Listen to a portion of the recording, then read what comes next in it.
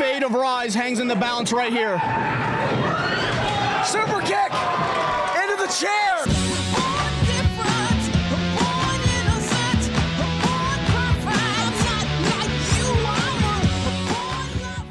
On January 1st, 2022, Square Enix published a letter from its president that finally, once and for all, dropped the pretense that so-called AAA video game publishers give the slightest shit about video games themselves. They have only ever viewed them as investments, the same way crypto bros have been creaming their jeans over art merely as an investment, with no regard, no care, no respect for the creativity behind it. This letter covers the metaverse, the blockchain, so-called decentralized gaming, and it lays bare what this show has been warning you about for years. Video game publishers only see video games as a means of making money, and the less they have to work to make that money, the less they have to offer you, the paying customer, in exchange for your money, the better. This is where it's all been leading to.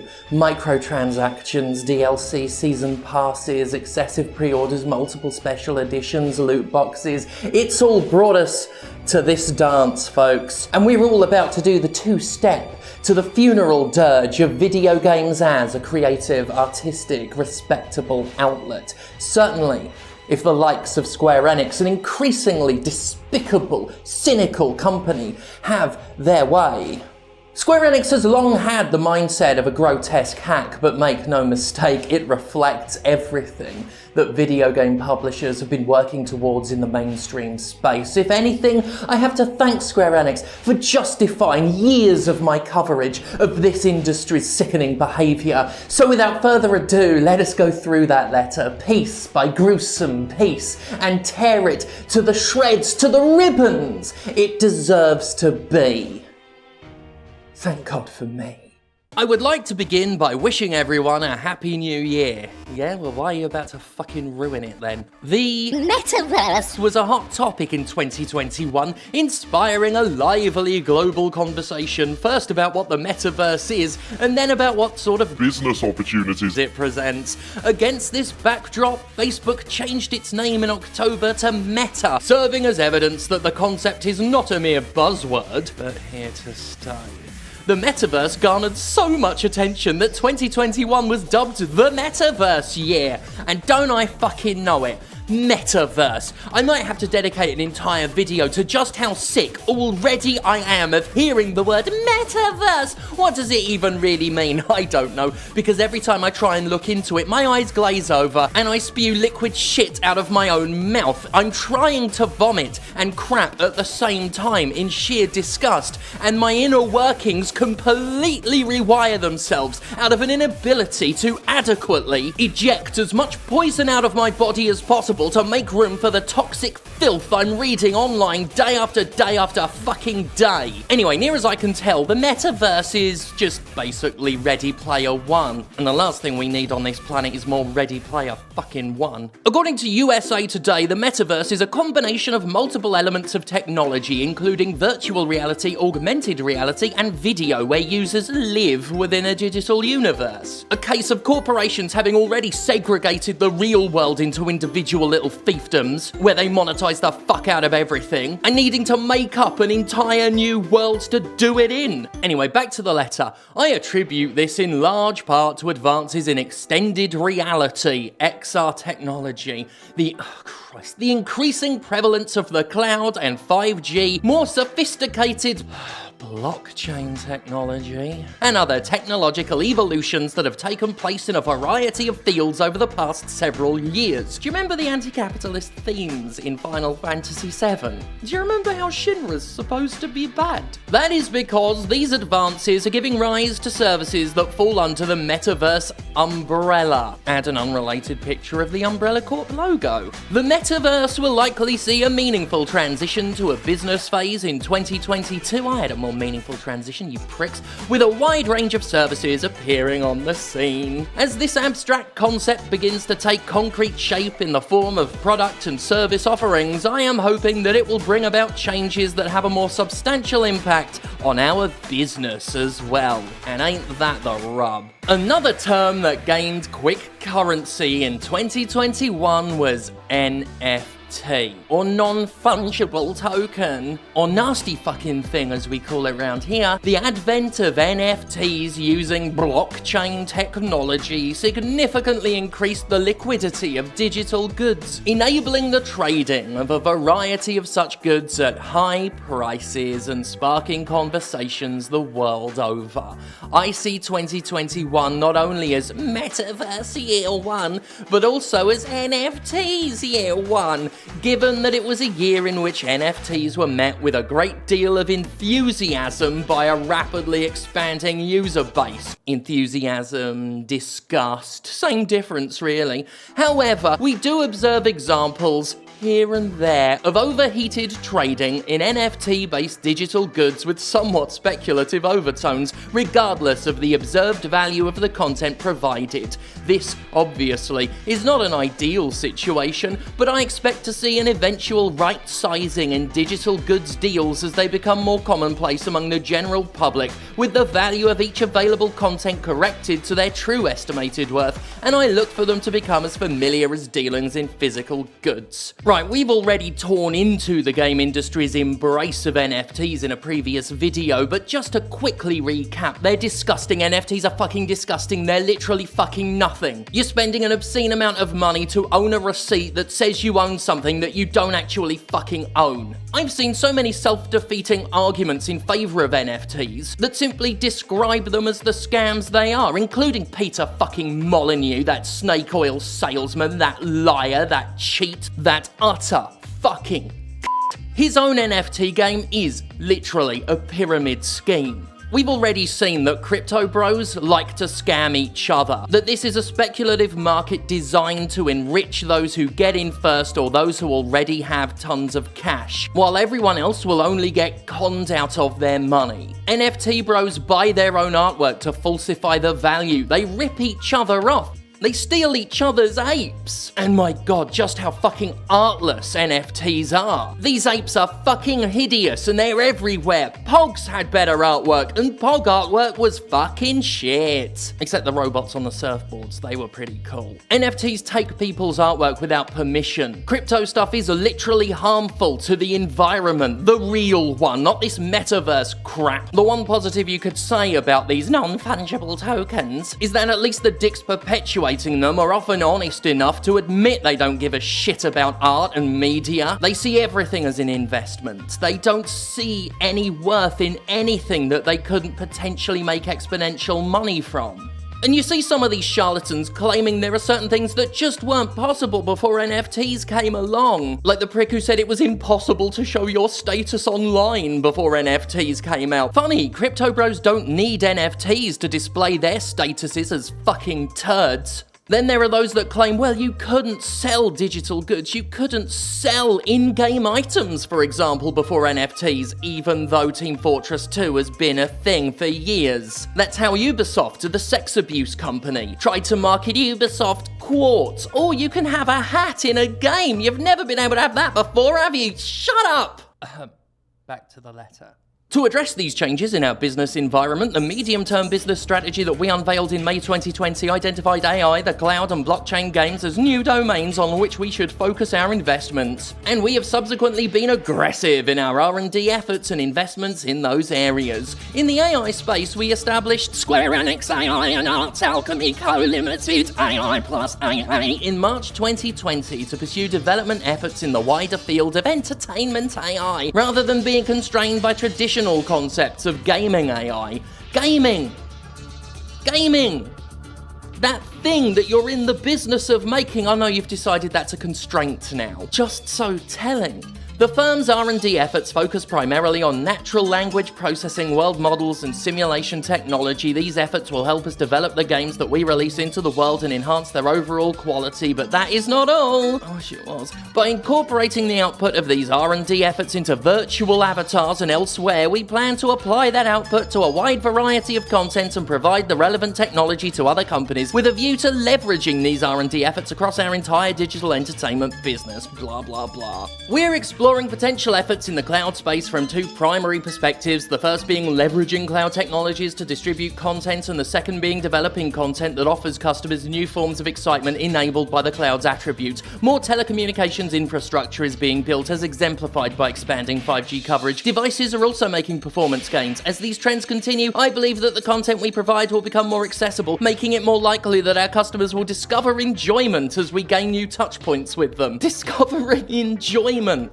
Isn't that what you're just supposed to provide in exchange for God, just make games. Leveraging cloud technologies is extremely effective as a means of making our content and services uniformly available and as a catalyst for creating new forms of excitement that expand upon the content development capabilities for which we are known. As such, we will be making ample investments in the cloud space. That is a bad position. It's a bad position.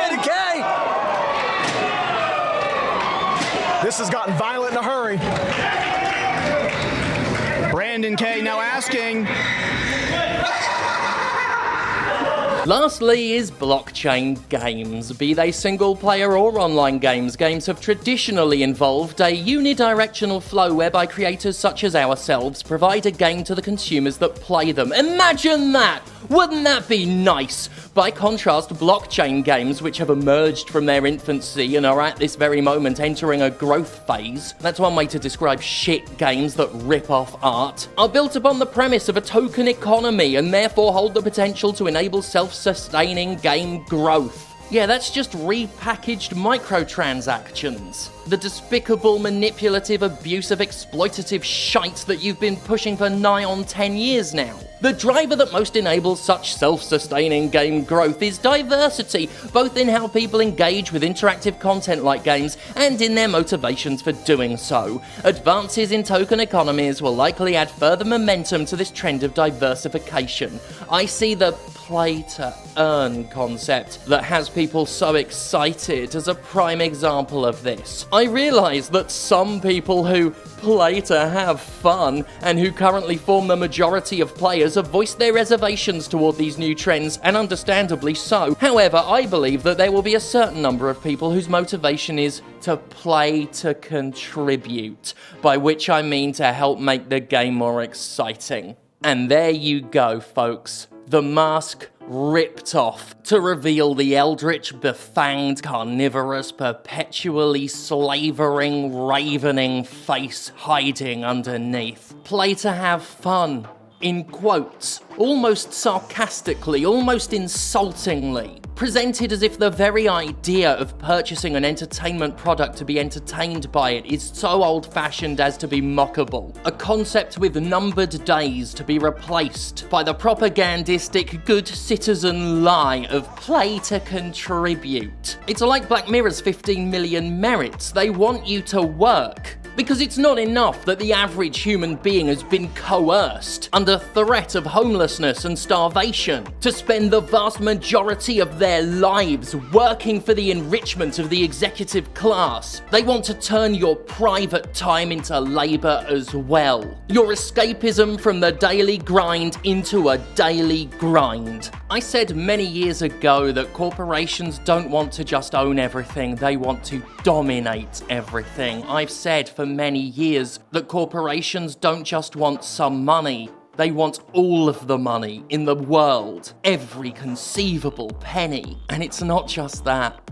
They want your lives. They want the shirt off your back in exchange for a shirt on your avatar. Selling your body for their benefit only, as you receive in exchange a virtual body in a virtual world. The ultimate sick conclusion of money for nothing. Traditional gaming has offered no explicit incentive to this latter group of people who are motivated strictly by such inconsistent personal feelings as goodwill and volunteer spirit. What the fuck? Only a fucking executive could present the concept of goodwill and volunteer spirit as a negative, of simply having fun as a waste of time because you don't profit off it. We are fucked. This fact is not unrelated to the limitations of existing UGC user-generated content. UGC has been brought into being solely because of the individual's desire for self-expression, and not because any explicit incentive existed to reward them for their creative efforts. I see this as one reason that there haven't been as many major game-changing content that were user-generated as one would expect. However, with advances in token economies, users will be provided with explicit incentives, thereby resulting not only in greater consistency in their motivation, but also creating a tangible upside to their creative efforts. Good little doggies. I believe that this will lead to more people devoting themselves to such efforts and to greater possibilities of games growing in exciting ways. You grow them! Get off your fucking ass and do some work! You expect it of everyone else. From having fun to earning to contributing, a wide variety of motivations will inspire people to engage with games and connect with one another. It is blockchain-based tokens that will enable this. By designing viable token economies into our games, we will enable self-sustaining game growth. It is precisely this sort of ecosystem that lies at the heart of what I refer to as decentralized gaming. And I hope that this becomes a major trend in gaming going forward. Shove it up your ass. If we refer to the one-way relationship where game players and game providers are linked by games that are finished products as centralized gaming, to contrast it with decentralized gaming, then incorporating decentralized games into our portfolio in addition to centralized games will be a major strategic theme for us starting in 2022. The traditional video game business model you're shitting all over is not a one-way relationship as you put it. We pay for a game, you give us a game. It's the very idea of a two-way street. It's your decentralized shit that's one way. Have us make your product and buy your product. Just fuck you! The basic and elemental technologies to enable blockchain games already exist, and there has been an increase in the societal literacy and acceptance of crypto assets in the past few years. We will keep a close eye on societal shifts in this space while listening to the many groups of users that populate it and ramp up our efforts to develop a business accordingly, with an eye to potentially issuing our own tokens in the future. You know what else people issue? Cum, which has significant more use than your blockchain technology. At least it's got protein. Our lifestyles have changed and we are learning to coexist with COVID-19, which wouldn't have needed such a level of coexistence if capitalism could have thought just a tiny bit long-term about it and slowed its roll for a few fucking weeks. But you just had to try and force everyone back to work, back into your precious fucking economy. And now that you've fucked that, you're making up one out of thin air to still get up. Against that backdrop, I believe that the new technologies and concepts that I have discussed and the changes that they bring to our business environment will provide us with numerous opportunities to enrich people's lives through digital entertainment, which is at the core of our business. This, at the same time, means that we are seeing the beginnings of further leaps forward for our business. We remain committed to creating, developing, and providing world-class content, and we will contribute to the happiness of society and its people by offering new forms of excitement. I wish you all the best for 2022. Yosuke Matsuda, President and Representative Director, Square Enix Holdings Co. Limited. Go get fucked. Truly sickening, personally validating in a dismal, depressing way, but there you have it. Make no mistake, NFTs, cryptocurrency, the blockchain, the metaverse, all of it's coming to wreck our shit in 2022 and beyond, and the video game publishers can't fucking wait to give you even less and demand even more. This is their dream, rendered, well, not in flesh, because it's all made up. It's all bullshit. It's all virtual, and it's virtually indistinguishable from abuse.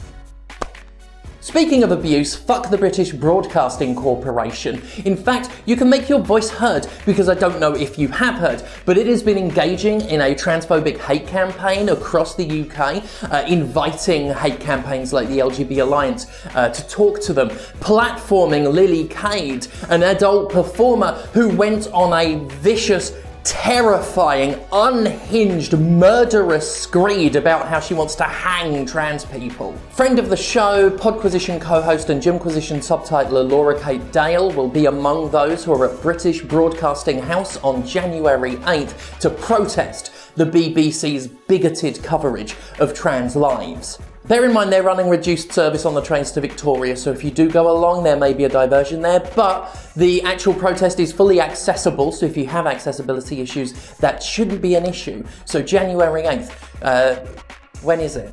Shit. I knew I'd forget something. Shit. Can't get to my phone, Justin. I'll just edit in the time. Right, but anyway, that's good. Thank God for me and all of that. I really like doing this episode. It really was validating in an angering sort of way. So thank God for me again. And oh yeah, the thumbtacks. Oh, It is thumbtacks. No, don't do this. Do not do this.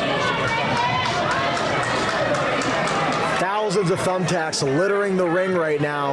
That Rise canvas. That Rise canvas covered in Brandon Kay's blood, sweat, and tears. 5 years of work to get here are now covered in Commander Sterling's thumbtacks. And Brandon and his family have a decision to make right now. Is it worth it? They could throw in the towel, but Brandon would never forgive himself if someone else threw in the towel. Trust me, I know. Look out! Chokeslam, no! Brandon's fighting out of it! Brandon's fighting back! Wait a minute!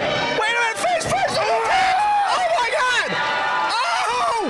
Commander! The Commander just went face first into those thumbtacks! Wait a minute! Shot to the back! Back into the thumbtacks! Ask them! Oh!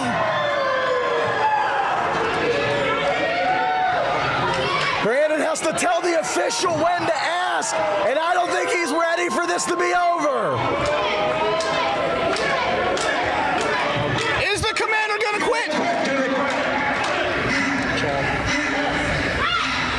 I am Commander James Stephanie Sterling.